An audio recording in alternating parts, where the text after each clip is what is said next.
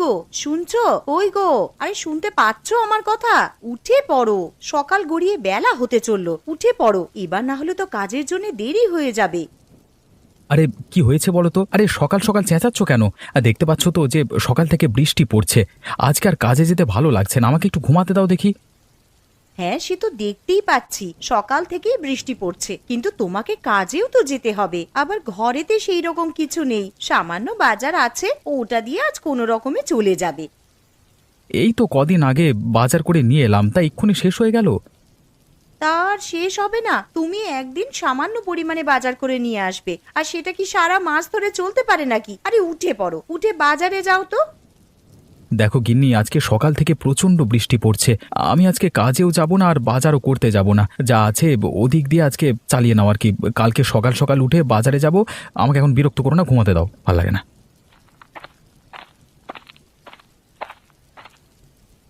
মা, ও মা, আমার প্রচন্ড খিদে পেয়েছে, কিছু খেতে দাও। এই তো সোনা, রান্নাঘরে কয়েকটা আলু ছিল, তাই দিয়ে আলুর তরকারি রান্না করতে বসিয়ে এসেছি। আর কিছুক্ষণ অপেক্ষা কর, তরকারি হয়ে গেলেই খেতে দিচ্ছি তোমাকে, কেমন? ঠিক আছে মা, তাহলে রান্নাঘরে গিয়ে বসে অপেক্ষা করি, তরকারি হলেই খেয়ে নেব।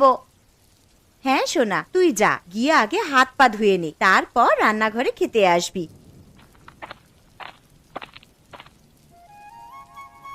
মালতীমা, ও মালতীমা, বাড়িতে আছিস? একবার বাইরে আয়। হ্যাঁ মালতীমা, একবার বাইরে বেরিয়ে আয় তো। আরে এটা তো বাবা মার মতন গলার আওয়াজ মনে হচ্ছে, যাই একবার বাইরে গিয়ে দেখি।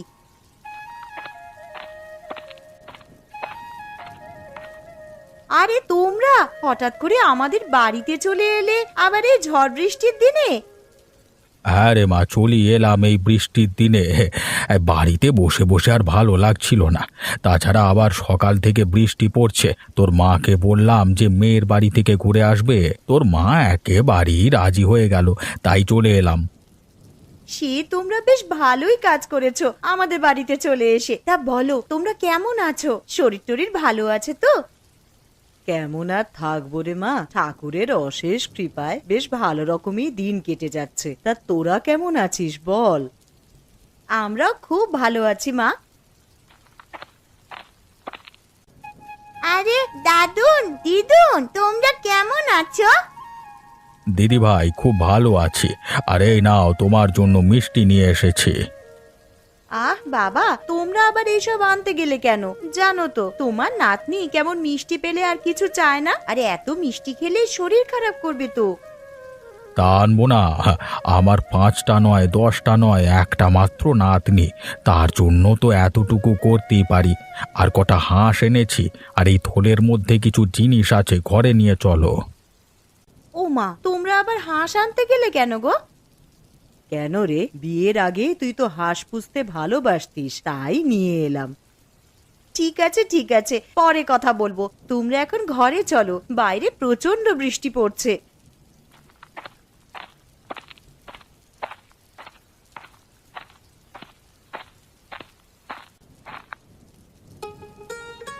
বাবা, ও বাবা, ওঠো গো, একটা সুখবর আছে।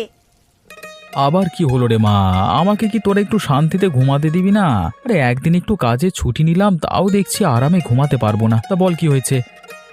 বাবা জানো, আজ দাদু আর দিদুন আমাদের বাড়িতে এসেছে।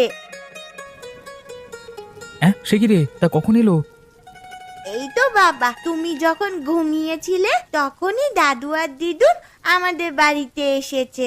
দাদু আর দিদুন ওই ঘরে বসে আছে। একে বৃষ্টির জন্য কাজে যেতে পারিনি, পকেটে সেরকম পয়সা নেই, আবার শ্বশুর শাশুড়ি চলে এলো, এখন দেখছি পকেটে যেটুকু টাকা ছিল সেই সমস্ত টাকাই ফাঁকা। বাবা তুমি ওই ঘরে যাবে? আমি চলে গেলাম, তুমি এসো। হ্যাঁ রে, চল মা।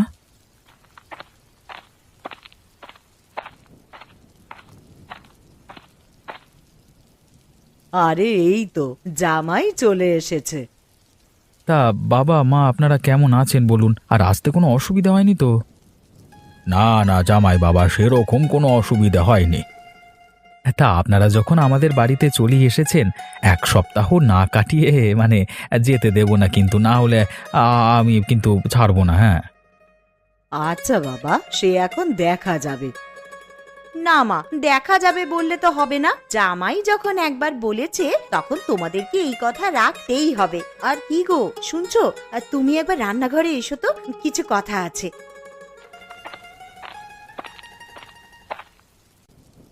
যাও, তোমার শ্বশুর শাশুড়ি এসেছে, তাদের জন্য দোকান থেকে কিছু বাজার করে নিয়ে এসো।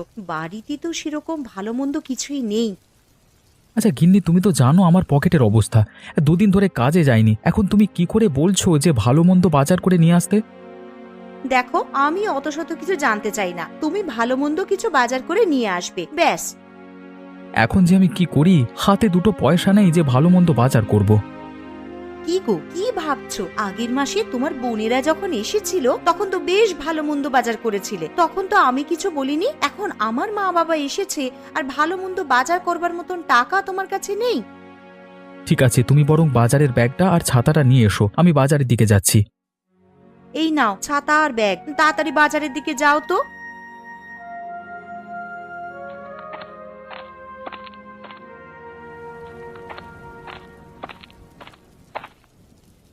আরে মালতী, জামাইকে দেখলাম হাতে ব্যাগ নিয়ে মাথায় ছাতা দিয়ে বাজারের দিকে যাচ্ছে। তুই এই বৃষ্টির দিনে ওকে বাজারে কেন পাঠালি রে? মা, আমি পাঠাইনি, তোমার জামাই বলল এতদিন পর আমার বাড়িতে শ্বশুর শাশুড়ি এসেছে, আর কিছু ভালো মন্দ খাওয়াবো না, তাই তো হাতে ব্যাগ নিয়ে আর মাথায় ছাতা দিয়ে বাজারের দিকে গেল। আরে দূর থেকে কে ছাতা মাথায় দিয়ে আসছে এত বৃষ্টির মধ্যে? মনে হচ্ছে তো দীপক। আরে প্রশান্ত, তুই কোথায় গেছিলিস এত বৃষ্টির মধ্যে? এই যে দেখ না দীপক, বাড়িতে কুটুম এসেছে, তার জন্য বাজারে এসেছিলাম মাছ কিনতে, কিন্তু কাঁচা সবজি বাদে কিছুই বাজারে পেলাম না। তুমি ঠিক বলছো প্রশান্ত। আরে আমার বাড়িতে তো শ্বশুর শাশুড়ি এসেছে, আমার বউ আমাকে পাঠালো কিছু ভালো মন্দ বাজার করবার জন্য। হ্যাঁ, তুমি বলছো কাঁচা সবজি বাদে আর কিছু নেই বাজারে? হ্যাঁ রে দীপক, আমি ঠিকই বলছি। আরে তোর পিসিমার বাড়ি আমাদের পাশেই তো, ওনার খুবই শরীর খারাপ, তুই একবার গিয়ে দেখে আয়, বুঝলি? হ্যাঁ রে প্রশান্ত, আমিও শুনেছি পিসিমার শরীরটা খারাপ। দেখতে যাবো করে আর যাওয়া হয়নি, মানে যেতে হবে বুঝলি। হ্যাঁ তুই যা, আর বাজারে তো ভালো মন্দ কিছু বসেনি, তুই একবার পিসিমার বাড়ি ঘুরে যা, বুঝলি? ঠিক আছে, আমি এখন আসছি। একবার বাজারে গিয়ে কাঁচা সবজি কিছু কিনি, তারপর পিসিমার বাড়িতে গিয়ে একবার পিসিমাকে দেখে আসবো।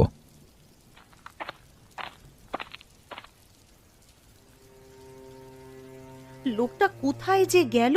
এত বেলা হয়ে গেল, ঘরেতে সেরকম কিছু ভালো মন্দ নেই যে রান্না করব।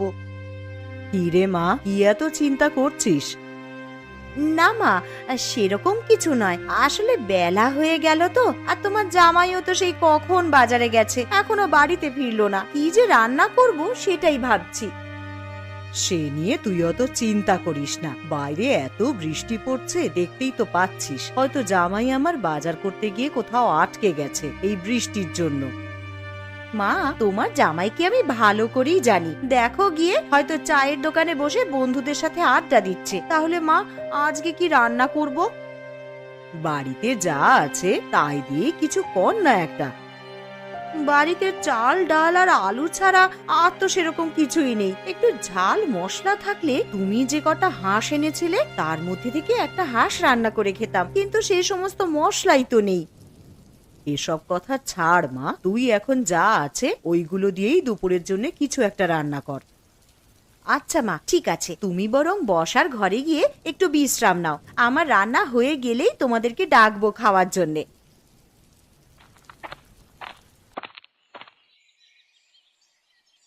শম্পা বৌদি, আরে ও শম্পা বৌদি, শুনতে পাচ্ছ? বাড়িতে আছো তোমরা? কে? আরে দীপক নাকি? এসো এসো, ঘরে এসো। শুনলাম নাকি পিসিমার শরীরটা খুবই খারাপ। হ্যাঁ গো দীপক, পিসিমার খুবই শরীর খারাপ। তা পিসিমা কোথায়, দেখতে পাচ্ছি না যে? ওই তো পাশের ঘরে শুয়ে আছে, আসো পিসিমাকে একবার দেখবে এসো।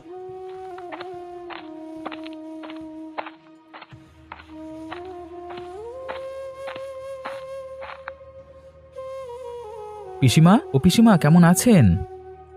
কেমন আর থাকবো বাবা, উপরওয়ালা কবে যে আমাকে নিয়ে যাবে আমি সেইটার জন্যই শুধু অপেক্ষা করছি। এরকম কথা বলতে নেই পিসিমা। দেখো না দীপক, এই যেদিন থেকে শরীরটা একটু বেশি খারাপ হয়েছে সেদিন থেকে সমানে বলে যাচ্ছে যে কবে আমাকে নিয়ে যাবে ওপরওয়ালা। আচ্ছা বৌদি, দাদা তো শহরের বাইরে কাজে আছে, তা দাদাকে চিঠি পাঠিয়ে বলেছো যে পিসিমার শরীর খারাপ? হ্যাঁ দীপক, আমি কালকেই চিঠি পাঠিয়েছি, তবে তোমার দাদাকে ছুটি দেবে কিনা তা বলতে পারছি না। কেন ছুটি দেবে না? কর্মচারীদের ভালো মন্দ তো কোম্পানি দায়িত্ব নেবে, তাই না? আচ্ছা দীপক, একটা কথা বলবো, রাখবি? হ্যাঁ বলো পিসিমা। মরার আগে আমার একটা ইচ্ছে ছিল যে হাঁসের মাংস খাবো, তুই কি আমায় করে খাওয়াবি রে? অবশ্যই পিসিমা, খাওয়াবো না কেন? পিসিমা ভাইপোর কাছ থেকে এতটুকু আবদার করেছে, আর ভাইপো সেটা করবে না? আমি কালই তোমার জন্য হাঁসের মাংস রান্না করে নিয়ে আসবো। আচ্ছা দীপক, ঠিক আছে। তাহলে আজকের মতো আসি বৌদি। হ্যাঁ, বেলা গড়িয়ে দুপুর হয়ে গেল, এবার বাড়ির দিকে যেতে হবে। দুপুরে দুমুঠো খেয়ে গেলে হতো না? না গো বৌদি, বাড়িতে আমার শ্বশুর শাশুড়ি, আমার বউ সবাই মিলে আমার জন্য অপেক্ষা করছে। আমি আজকের মতো আসছি। হ্যাঁ, আবার পরে একদিন এসে খাবো।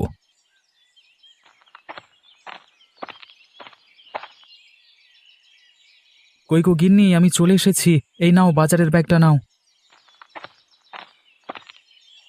এই যে মহারাজের আসার সময় হলো এতক্ষণে, তা বলি বাড়িতে কি রান্না হবে সে বিষয়ে আপনার কিছু হুঁশ ছিল? আরে গিন্নি, রাগ করছো কেন? আমি একবার পিসিমার বাড়িতে গেছিলাম। তা পিসিমার বাড়িতে হঠাৎ গেলে কেন? কি বলবো আর গিন্নি, বাজার করবার জন্য যখন ব্যাগ নিয়ে বাজারের দিকে যাচ্ছিলাম তখন প্রশান্তর সঙ্গে দেখা হলো। আর প্রশান্তই বলল যে তোর পিসিমা নাকি খুবই অসুস্থ, তাই একবার গেছিলাম ওনাদের বাড়ি আর কি। তা গিয়ে কি দেখলে ভালো আছে পিসিমা? দেখে তো মনে হলো শরীর প্রচণ্ডই খারাপ, আর পিসিমা আমার কাছে একটা আবদার চেয়েছে। পিসিমা আবার কি আবদার করেছে গো তোমার কাছে? বলেছে যে আমাকে একদিন হাঁসের মাংস করে খাওয়াবি। আমি বলেছি কেন খাওয়াবো না। ঠিক আছে, তাহলে আমার মা যে কটা হাঁস এনেছে তার মধ্যে থেকে একটা কেটে রান্না করে পিসিমাকে দিয়ে আসবে। তা কবে পিসিমাকে করে খাওয়াবে হাঁসের মাংস? কাল কি করে খাওয়াবো, কারণ শয্যাশায়ী মানুষ আমার কাছে আবদার করেছে, না খাওয়াতে পারলে আমারই খারাপ লাগবে। তাহলে আজ রাতেই বরং হাঁসের মাংস রান্না করে রাখি, কাল সকাল সকাল উঠে তুমি পিসিমার বাড়িতে গিয়ে দিয়ে আসবে। ঠিক আছে গিন্নি, সে না হয় করবো। তুমি এখন আমাকে গামছাটা দাও তো, আমি এখন স্নান করে আসি। এসে খেতে দেবে, খিদের জ্বালায় পেটে ছুঁচো ডন দিচ্ছে আমার। এই নাও গামছা, তুমি স্নান করে এসো, আমি খেতে দিচ্ছি।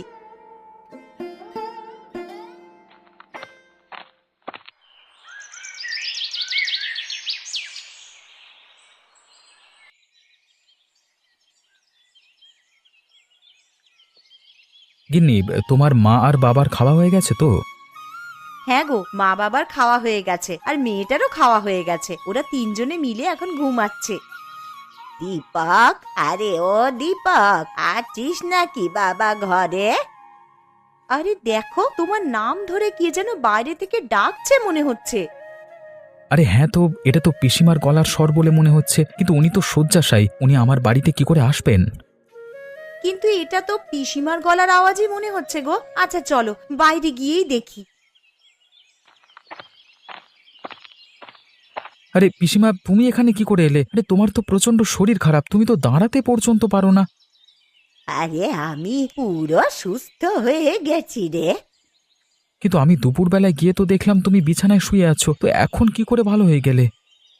সবই উপরওয়ালার ইচ্ছা রে বাবা। তা তুমি আমাদের বাড়িতে এলে বৌদি কিছু বলেনি তোমার? না না, কিছু বলেনি আমায়। তোমার বৌদি শুধু বলল যে সাবধানে যাবেন, আর দীপক হাঁসের মাংস খাওয়াবে বলল, তাই আর লোভ সামলাতে না পেরে চলেই এলাম।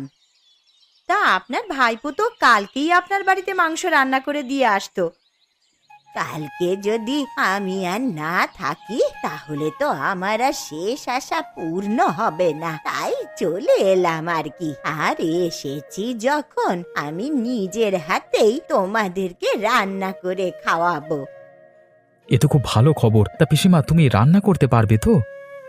কেন পারবো না রে, মালতী তো আছে, ও আমাকে একটু সাহায্য করে দেবে।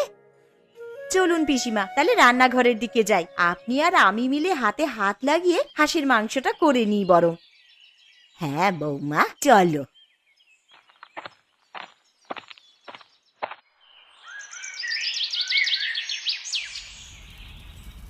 তাহলে হাঁসের মাংস তো রান্না হচ্ছেই, তা তার সাথে খাওয়ার জন্যে কি করা হবে বৌমা?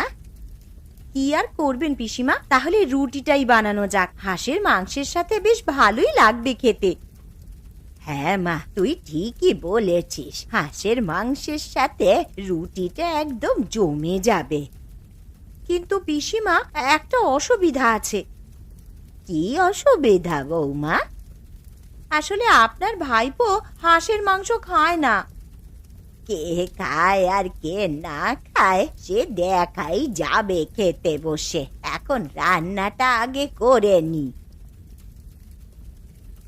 আরে বেয়ান, রান্নাটা যা করেছেন না, গন্ধেতেই তো অর্ধেক পেট ভর্তি হয়ে গেল।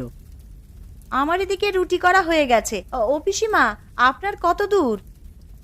আমারও এইদিকে প্রায় হয়েই এসেছে। বৌমা, তুমি বরং ওদেরকে নিয়ে গিয়ে খেতে বসাও, আমি খাবারগুলো নিয়ে যাচ্ছি।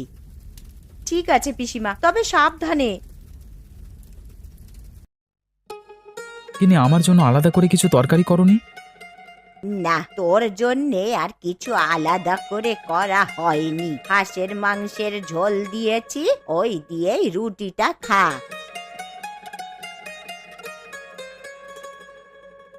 এ কি পিসিমা, এ তো দেখছি হাঁসের মাংসের প্রচুর স্বাদ। আমি আগে জানলে এই মাংস ছাড়া আর কিছুই খেতাম না। সত্যি পিসিমা, তোমার হাতে জাদু আছে বলতে হবে।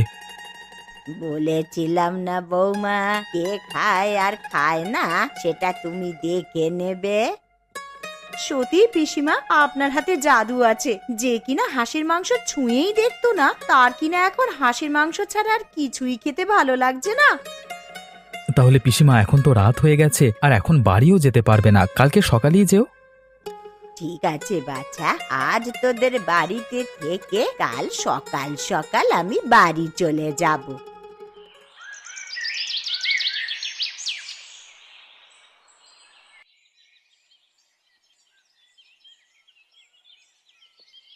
ও বাবা, চোখটা বন্ধ করতে না করতেই ভোর হয়ে গেল। কখন যে রাতটা কেটে গেল টেরই পেলাম না। যাই, এবার এঁটো বাসনগুলো আবার মেজে রাখি। আবার ওদিকে পিসিমাও আছেন, তার জন্য একটু জল খাবারও করে দিতে হবে। তানিশা, ও তানিশা, তোর পিসিকে ডেকে তোল না রে। মা, ও মা, পিসি তো আমার কাছে শুয়ে নেই। কি বলছিস? বিছানায় নেই মানে? আরে তোর পাশেই তো শুয়েছিলেন। আরে বাইরে গিয়ে দেখ আছে নাকি। বাইরে কি করে যাব মা? ঘরের দরজা তো ভেতর থেকে আটকানো। তাহলে তানিশা, তুই একবার বাইরে গিয়ে দেখে আয় তো পিসি আছেন কিনা।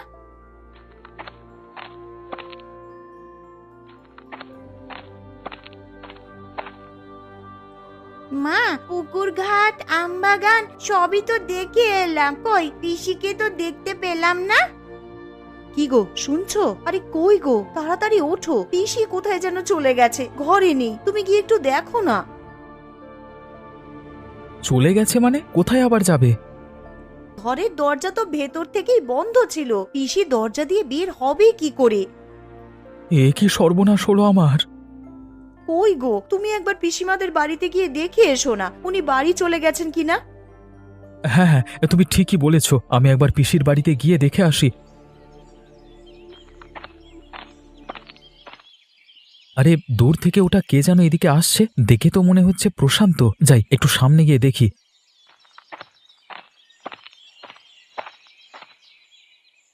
আরে প্রশান্ত, তুই এখানে কি করছিস? আর এত ছোটাছুটি করে কোথায় যাচ্ছিস? এই তো দীপক, তোদের বাড়িতেই যাচ্ছিলাম ছোটাছুটি করে। কেন রে প্রশান্ত, কি হয়েছে? আমাদের বাড়িতে আবার ছোটাছুটি করে যাবার কি আছে? আর তুই এত হাঁপাচ্ছিস কেন?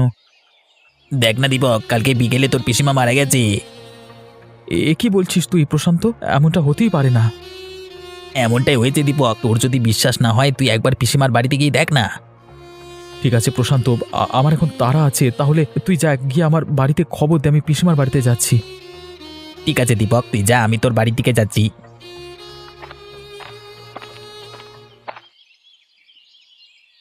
এ কি, বাড়ির সামনে এত ভিড় কেন? তাহলে প্রশান্ত যেটা বলেছে সেটা কি সত্যি?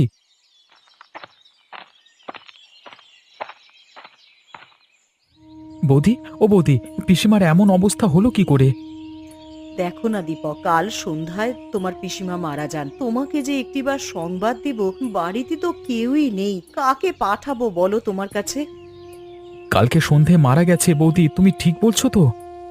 হ্যাঁ গো দীপক, সন্ধেবেলায় মা চোখ বুঝলেন। দুপুরবেলা একটু সুস্থ হয়েছিলেন বটে, উঠে বসলেন আর বললেন তোমাদেরকে নিজের হাতে হাঁসের মাংস রান্না করে খাওয়াবে। কে জানতো বলো, জীবনবাতি নিভে যাওয়ার আগে একবার জ্বলে উঠেছিল। আর আজকে সকাল হতেই তোমার বন্ধু প্রশান্তকে বললাম যে একবার দীপকদের বাড়িতে গিয়ে খবর দিয়ে এসো। যদি সন্ধেবেলাতেই পিসিমা মারা যায়, তাহলে কালকে আমাদের বাড়িতে পিসি হাঁসের মাংস খেতে যায়নি, তাহলে কে গিয়েছিল? হয়তো পিসিমার আত্মা তার শেষ আশাটা পূরণ করতে গিয়েছিল।